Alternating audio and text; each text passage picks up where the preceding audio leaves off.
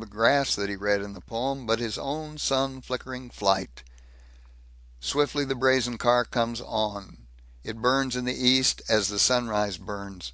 I see great flashes where the far trail turns. Butting through the delicate mists of the morning, it comes like lightning, goes past roaring. It will hail all the windmills, taunting, ringing, on through the ranges the prairie dog tills, scooting past the cattle on the thousand hills. Ho for the tear horn, scare horn, dare horn! Ho for the gay horn, bark horn, bay horn! Milt did not reflect that if the poet had watched the teal bug go by, he would not have recorded a scare horn, a dare horn, or anything mightier than a yip horn. Milt saw himself a cross-continent racer, with the envious poet left behind as a dot on the hill, celebrating his passing. Lord, he cried, I didn't know there were books like these. Thought poetry was all like Longfellow and Byron, old boys, Europe, and rhymed. Belly aching about hard luck. But these books, they're me. Very carefully, no, they're I. And she gave 'em to me. I will see her again, but she won't know it. Now be sensible, son. What do you expect?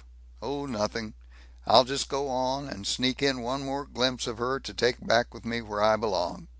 Half an hour after Claire had innocently passed his ambush, he began to follow her. But not for days was he careless. If he saw her on the horizon, he paused until she was out of sight. That he might not fail her in need, he bought a ridiculously expensive pair of field glasses and watched her when she stopped by the road. Once, when both her right rear tire and the spare were punctured before she could make a town, Milt from afar saw her patch a tube, pump up the tire in the dust.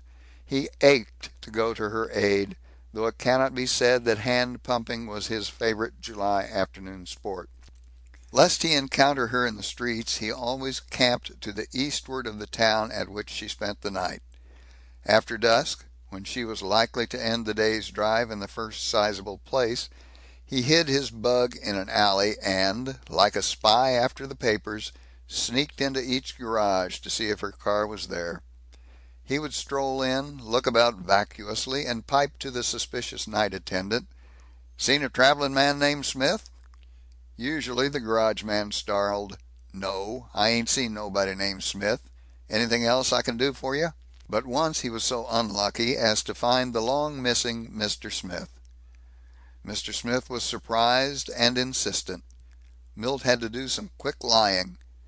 During that interview the cement floor felt very hard under his fidgeting feet, and he thought he heard the garage man in the office telephoning.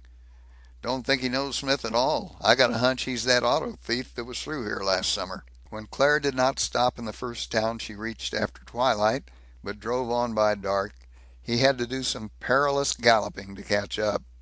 The lights of a Teal are excellent for adornment, but they have no relation to illumination. They are dependent upon a magneto which is dependent only upon faith. Once, skittering along by dark, he realized that the halted car which he had just passed was the Gomez. He thought he heard a shout behind him, but in a panic he kept going.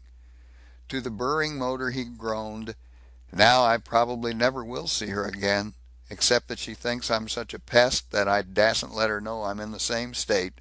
I sure am one successful lover. As a Prince Charming, I win the Vanderbilt Cup. I'm going ahead backwards so fast I'll probably drop off into the Atlantic over the next hill."